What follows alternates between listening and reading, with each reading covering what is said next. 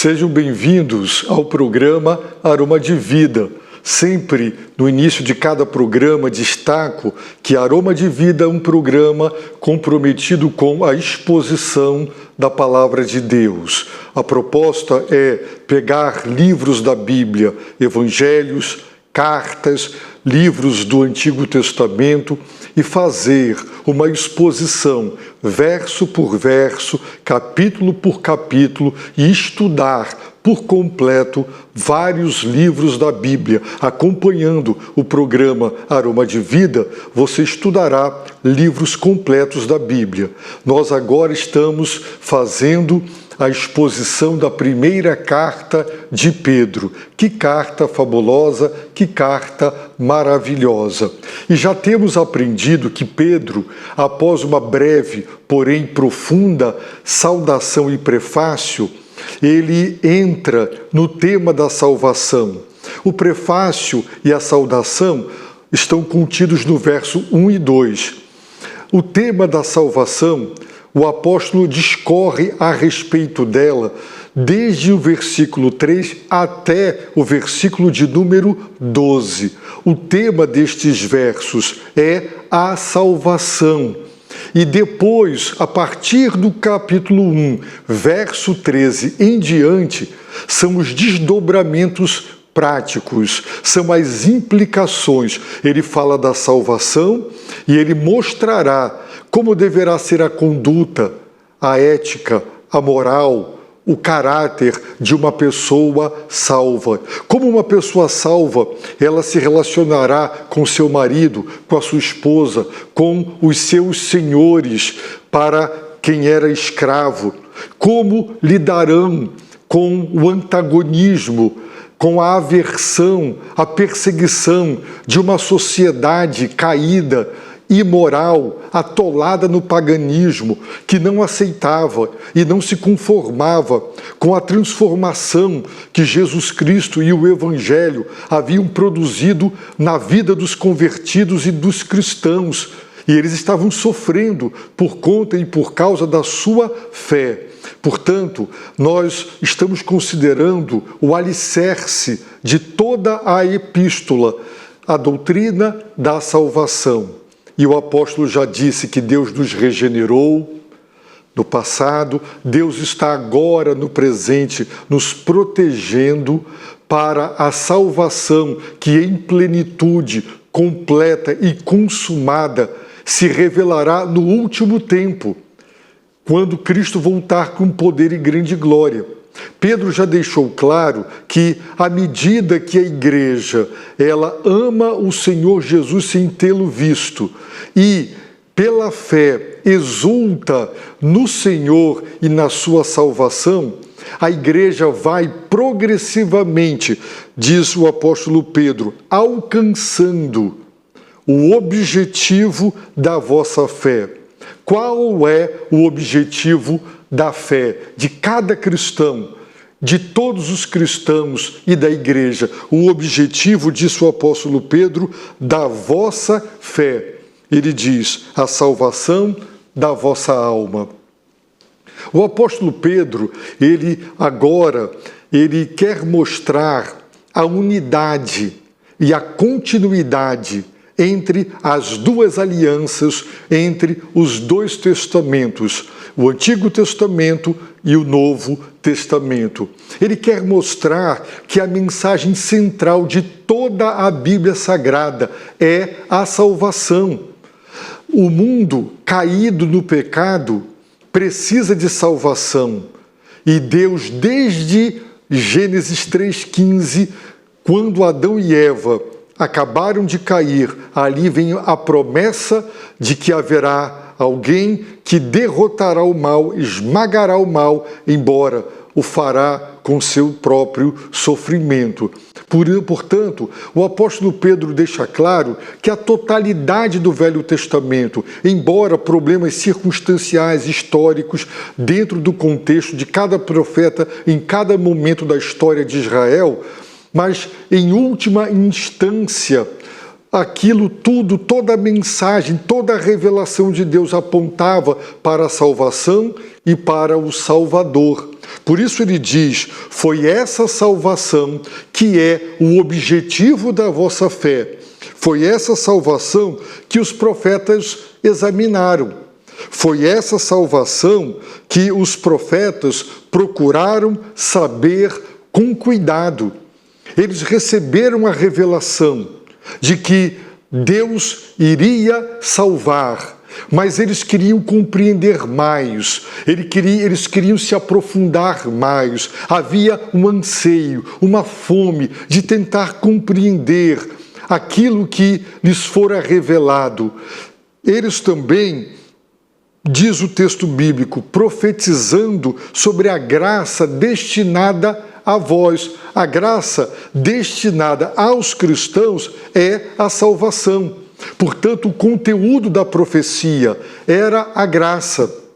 Por quê? Porque a salvação é pela graça de Deus. Os profetas também, diz o apóstolo, indagando. Eles indagavam a quem? Ao Espírito, o Espírito de Cristo, mostrando a pré-existência e a eternidade de Jesus Cristo, porque o Espírito dele estava nos profetas e o Espírito de Cristo predizia o quê? Que o Cristo, o Messias prometido, o Salvador prometido, ele sofreria.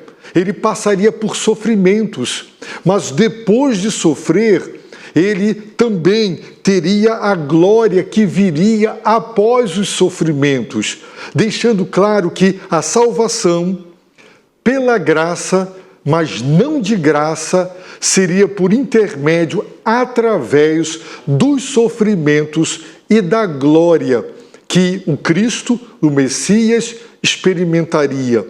Isso é muito importante, porque dizer que a salvação é pela graça não é sinônimo de dizer que é de graça. Os profetas deixaram claro que o Cristo, o Messias prometido, o Salvador, ele iria sofrer. Esse sofrimento seria o preço da salvação. E os sofrimentos do Messias, do Cristo, estavam lá no Antigo Testamento. E Jesus disse para os religiosos e teólogos do seu tempo: errais por não conhecer as Escrituras. O ser humano caído e pecaminoso, ele, quando ouve alguém dizer alguma coisa, ele não escuta o que ele não gosta, o que não lhe apraz, mas aquilo que ele gosta, ele grava.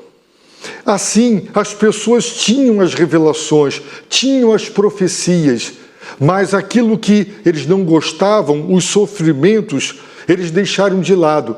Só queriam o Messias glorioso. Por isso, no tempo de Cristo, pensar que o Messias sofreria, equipará-lo e reconhecê-lo como servo sofredor de Isaías 53, era algo absurdo. O próprio Pedro repreendeu Jesus quando falou em ser entregue e sofrer nas mãos dos homens. Por quê?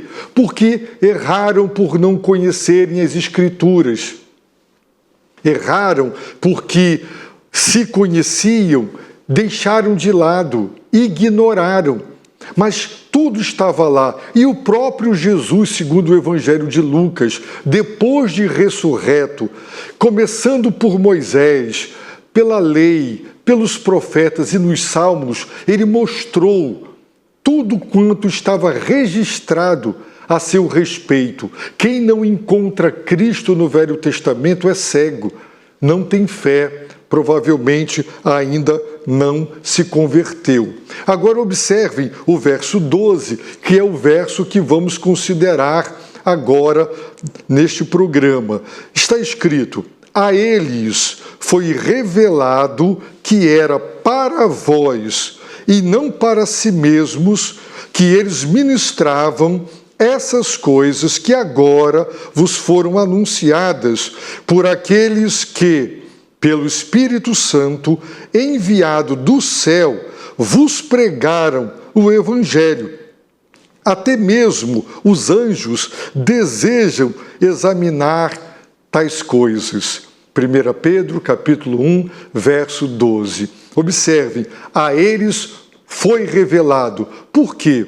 O Espírito de Cristo, o Espírito Santo que estava neles, revelou. Existe o livro do Apocalipse, o substantivo Apocalipse ou revelação. Aqui é o verbo. A eles foi revelado. O Espírito Santo revelou. A eles quem? Aos profetas. Por quê? Essa revelação foi a resposta divina a todo o exame. Eles procuraram saber com cuidado, eles indagaram qual seria o tempo, em que local, quais as circunstâncias. Nós sabemos quando foi, sabemos a cidade onde ocorreu a encarnação, o nascimento. Nós sabemos de tudo, mas eles não sabiam. E eles procuraram saber, eles pediam a Deus para saber mais, para aprofundar, para esclarecer, para compreender em plenitude muitas revelações que eles próprios não estavam compreendendo em sua totalidade, porque a revelação foi progressiva. Deus é soberano, Ele decide o que Ele vai revelar, a quantidade de conhecimento que lhe agrada tornar conhecido. A quem ele revelará, quando e como. É soberania. Mas o Espírito revelou para esses profetas de várias épocas na história do Antigo Testamento que era para vós, cristãos, para quem Pedro escrevia e para nós hoje e para todos os cristãos de todos os tempos. A eles, aos profetas, foi revelado pelo Espírito Santo que era para vós e não para si mesmos que eles ministravam essas coisas. Os profetas eram servos. Nós temos o substantivo diácono, que significa servo, e o verbo diaconia, servir. Os profetas são apresentados aqui como diáconos, como servos, e eles ministraram, eles serviram essas coisas que eles serviram, que eles ministravam. O Espírito revelou que não era para eles, mas para os cristãos, para vós, para os salvos, para aqueles que viveram no tempo de Cristo e depois de Cristo. Isso também nos inclui. Eles ministravam essas coisas. Quais coisas? Quando Pedro diz essas coisas, ele está se referindo à salvação que eles profetizavam. É preciso lembrar que profecia é a entrega da revelação. Deus revela. O profeta recebe a revelação. Quando o profeta entrega a revelação, isso é a profecia, é a entrega da revelação. Portanto, se Deus não revelou, o profeta se cala. Não há profecia se não houve revelação. E Deus revelou o quê? Que a salvação, porque eles profetizavam, diz o texto, sobre a graça destinada a vós. Qual graça? A graça da salvação. Então, o Espírito revelou para eles, os profetas, que era para os cristãos a salvação pela graça, mas por intermédio dos sofrimentos que sobreviriam ao Cristo, ao Messias, ao Salvador do mundo, e também a glória que viria depois do sofrimento. E essa palavra, ela era pastoralmente muito importante. Por quê?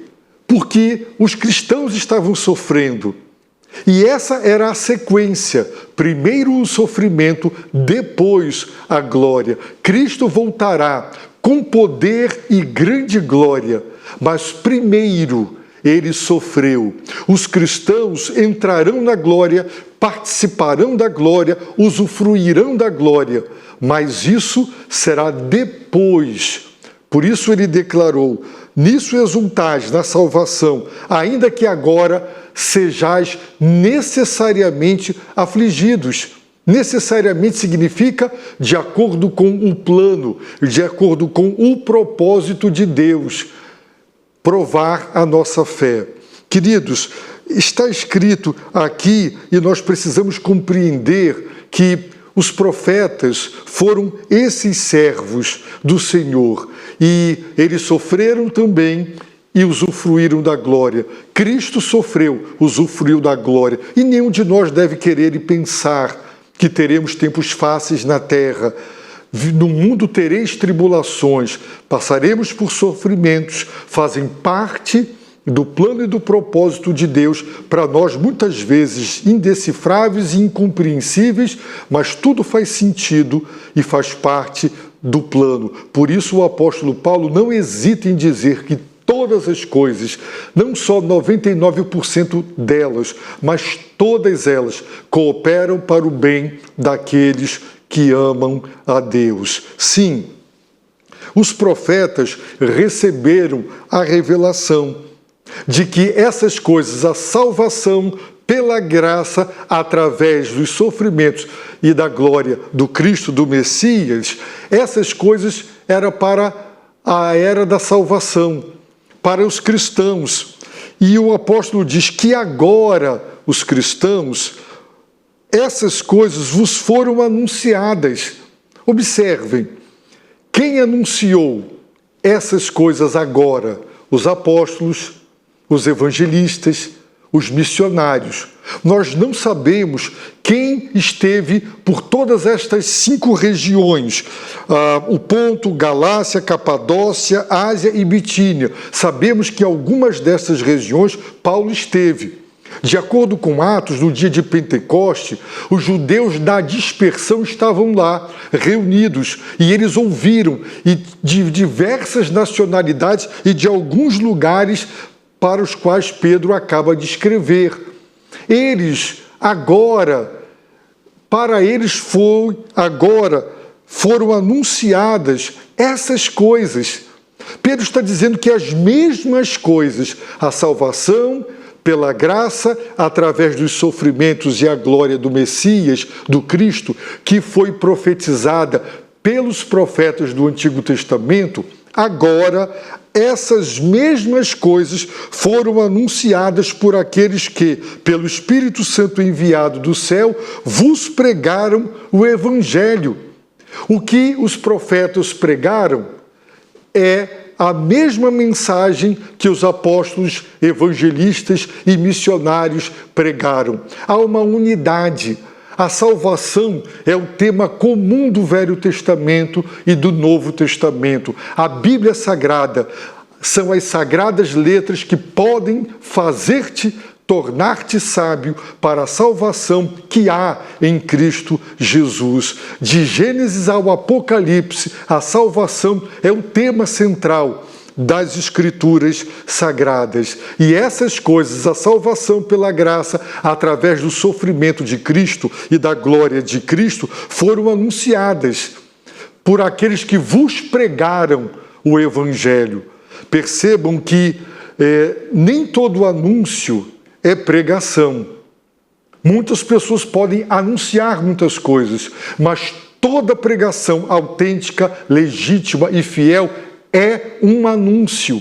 E aqueles que vos pregaram o Evangelho, o verbo evangelizar, aqueles que vos evangelizaram, eles anunciaram para vocês essas coisas, as mesmas coisas pregadas no passado, mas que agora eles acabaram de ouvir.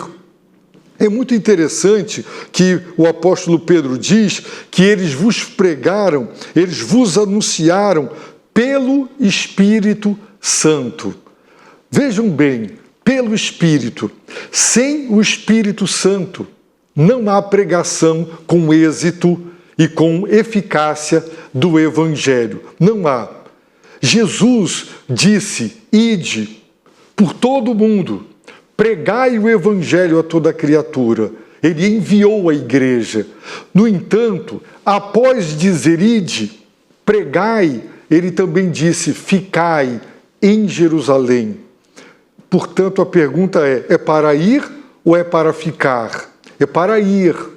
mas só deveriam ir depois de receber o revestimento de poder. Portanto, deveriam, durante algum tempo, ficar para receberem o poder, o Espírito e o poder do Espírito. Em Atos 1:8, nós temos exatamente o Senhor Jesus falando disso. Mas recebereis poder quando o Espírito Santo descer sobre vós. É isso que acontece. O Espírito Santo do dia de Pentecostes desceu sobre eles. E o resultado do descer do Espírito é que eles receberam poder. Isso se deu quando o Espírito desceu. E sereis minhas testemunhas. Ninguém pode ser testemunha do Senhor Jesus sem ser empoderado pelo Espírito Santo.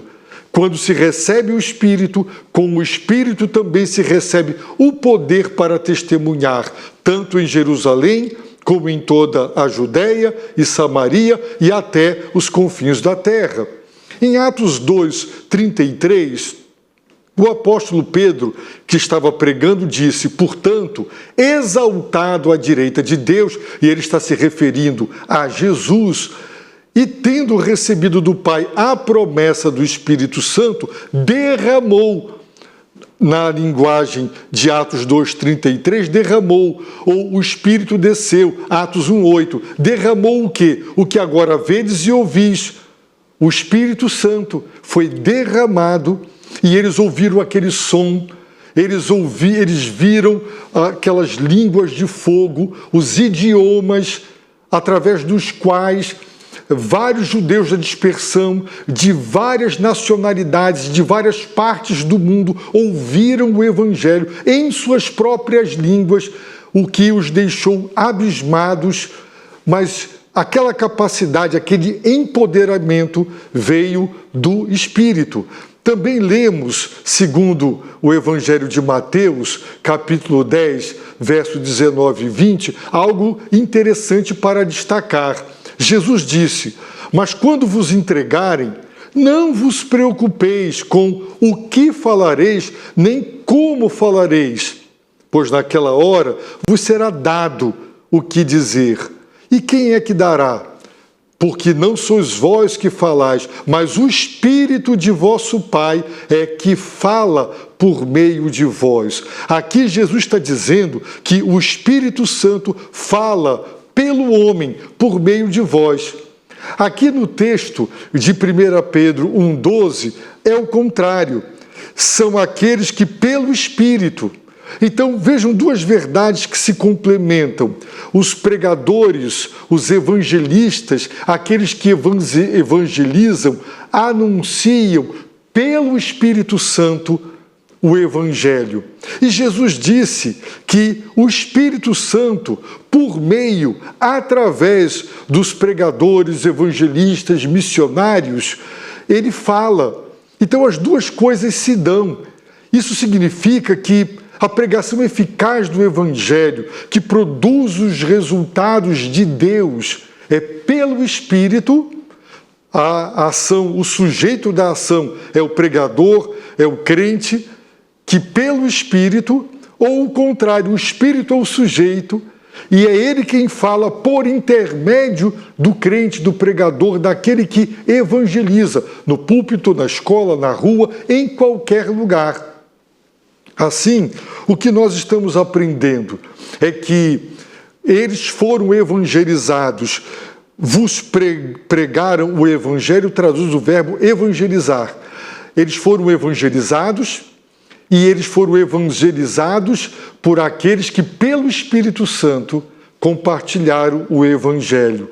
E eles anunciaram as mesmas coisas que os profetas, profetizando, pregaram. E eles foram revelados que eles estavam ministrando, eram servos em uma diaconia, servindo a profecia, que transmitia a revelação divina. Muito interessante. Agora, é importante destacar, no final deste verso, Pedro dizendo que até mesmo os anjos desejam examinar tais coisas.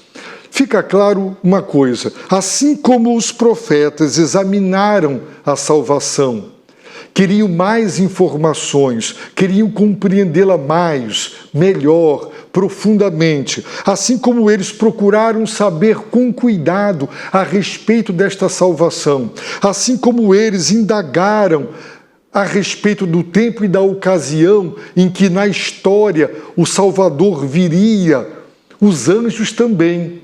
Observem que os anjos caíram. Os demônios e Satanás foram anjos que caíram, mas eles não foram incluídos na redenção. O primeiro casal caiu, mas Deus soberanamente, que não quis salvar os anjos caídos, para os demônios, anjos caídos, e Satanás, anjo caído, não há redenção, não fazem parte do plano e do propósito. Deus decidiu salvar a humanidade perdida. E o texto está deixando claro que os anjos, Deus não revelou para eles. Eles tomavam conhecimento do plano e do propósito da salvação à medida que Deus ia revelando progressivamente aos profetas. E eles, até mesmo os anjos diz Pedro, tinham esse desejo ardente de examinar tais coisas. Quais coisas? Essas coisas. Quais? A salvação, pela graça, por intermédio dos sofrimentos e da glória do Messias. Deus não revelou para os anjos o mistério que esteve oculto dos séculos e das gerações. Nem os anjos sabiam que o plano eterno de Deus era a encarnação do seu Filho, para ele mesmo tornar-se homem sem deixar de ser Deus e ir à cruz. O anjo do Senhor que revelou para Zacarias no templo que ele seria pai e que o seu filho seria o precursor do Messias, era o anjo Gabriel, que também foi a Maria. Esse anjo do Senhor, provavelmente Gabriel, falou com os pastores e, de repente, uma multidão do exército celestial apareceu, louvando a Deus. Eles ficaram estupefatos, maravilhados, porque o eterno Filho de Deus que eles adoram no céu, agora estava na terra, se fez carne, tornou-se homem. Os anjos desejam examinar. A palavra dá a ideia de alguém que se debruça, que se inclina para ver melhor, para ouvir melhor. Eles querem entender, eles querem compreender. E eles só compreenderam à medida que Deus revelava para os homens a sua grande e maravilhosa salvação. Por isso, em Efésios 3:10, o apóstolo Paulo diz: para que agora a multiforme sabedoria de Deus seja manifestada. Para quem? Aos principados e poderios, onde? Nas regiões celestiais. Por meio de quem? Por meio da igreja. À medida que Deus revela para a igreja, aos santos, a quem Deus quis dar a conhecer o mistério da sua vontade.